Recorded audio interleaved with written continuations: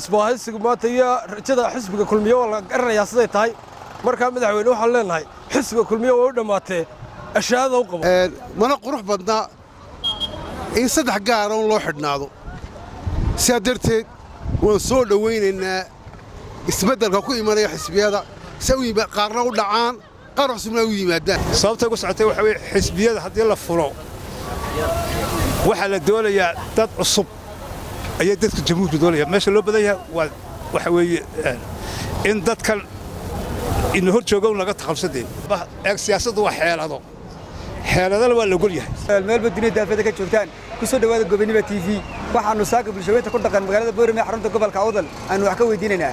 xisbiyada la furay soo arkaan halka ay xisbiyada mucaaradku ay gabaanba qaadaceen iyagoo xisbiyada mucaaradku u arkin inuu madaxweynuhu ku qarsanayo muddo kororsi inuu wax ka weydiinay shacabina ku dhaqan magaalada Boorame xarunta gobolka Awdal waxayna ugu jawaabeen sidan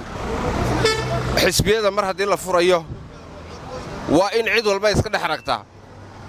cid walba waa inay iska dhex aragtaa dastuurkii hore loo qoray hadduu odhanayo reer Sheekh Isxaaquna musharaxa koobaad ha yeeshaan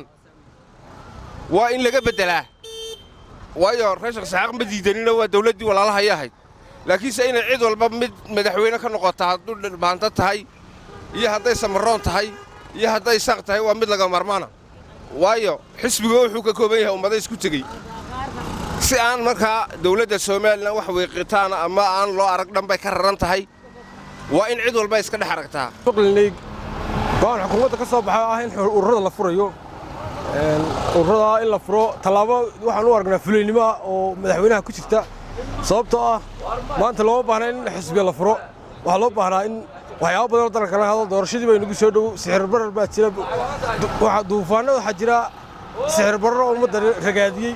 meel kasta balaayiyo qaylaha ka yeedhasa ururiyo waxa loo baahnaa in talaabada fuliynimada xukuumadda iska dayso golaha wakiiladana waxaan halkan ugu dirayaa in ay bows saaraan arrinka ay hoos dhigaan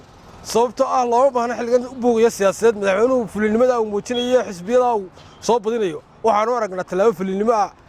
golaha wakiiladana waxaan uga digaynaa inay xeerka baasgareeyaan mihnada xisaabiye siyaasi iyo wada dhaqameedba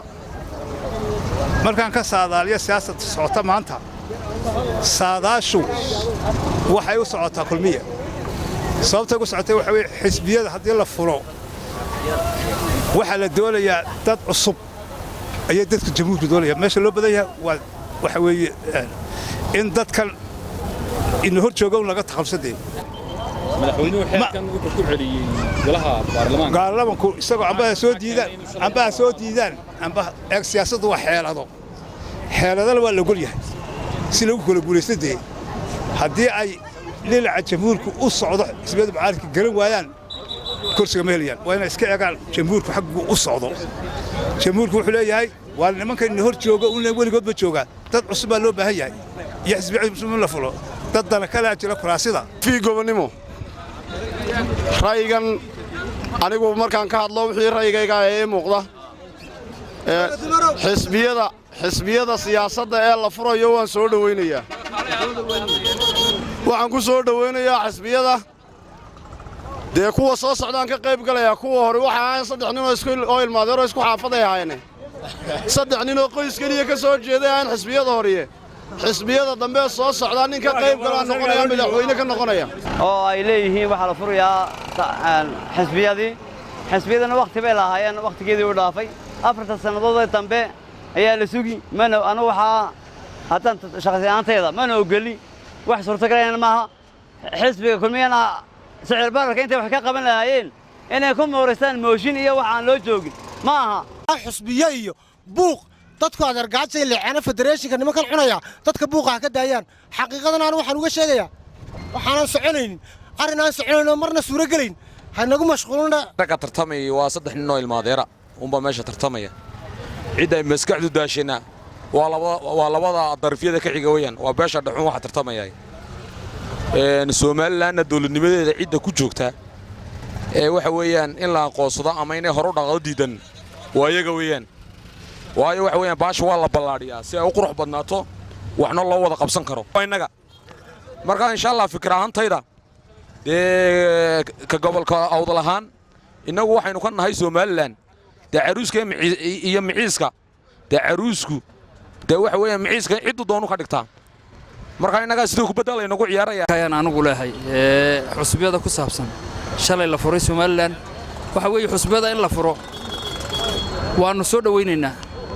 waayo sababtoo ah saamilada siyaasaddu maaha hadda ragga talada haya waa saamilada siyaasaddu way badan tahay in siyaasadda la furo oo la furfuro oo la hirgeliyo oo si madax bannaan loo furo waan taas waan soo dhaweynaynaa ta kale waxa weeyaan 10kii sanaba marka horeba dastuurka ku qoran tahay in la furo xusbiyada la furo xisbi siyaasadeed in la furo oo gobolkan awdal mid ka noqdo waayo marka ahaan mayno hal xisbi oo taagan ama laba xisbi oo taagan waa in la tartamo oo laga soo saaro xisbiyo facdooda la yimaada way saddexdii xisbi hore horta kala baxaan 10kii sano way ka dhamaadeen 10kii sano way dhamaadeen 10kii sano horeba u dhamaadeen imri dheer waqtiga la dheerista lagu daraya yaa ku daray markaa walka madaxda Soomaaliland baa ku darsanaysa ururada siyaasadda ay xukuumaddu ku dhawaaqday iyadoo la waafajin xeerkii constitutionka dalka u yaalay majority-gii siyaasadeed ama laga guulaysto 80% xisbiyo macaaridku ay wataan in ururo lagu furo oo wadan la tuuro noqon mayso u tartanto oo ninkii han siyaasiya leh caqabad bay ku noqonaysaa marka in xisbiyada la furo waan soo dhaweynaynaa laakiin waxa weeye imika sidan uu madaxweynuhu ugu celiyay xeerka iyo xisbiga kulmiye doonaya in la dhaqan galiyo waxay u muuqataa inay xisbigii kulmiye taag dareeyay oo xisbiyadan la furayo iyo muddadii madaxweynaha doorashadiisii la galay la isku soo beegay oo la doonayay in lagu kala furo xisbiyada mucaaradka awoodoodii ina khudaarun bariiska mar walba lagu daro ma hadde beesha dhexe dadka inayna beesha dhexe waxaan leenahay annagu xusbi cadaaladoo gooniya ma samaysanaynaa waxaan ku leenahay in xusbi gooniya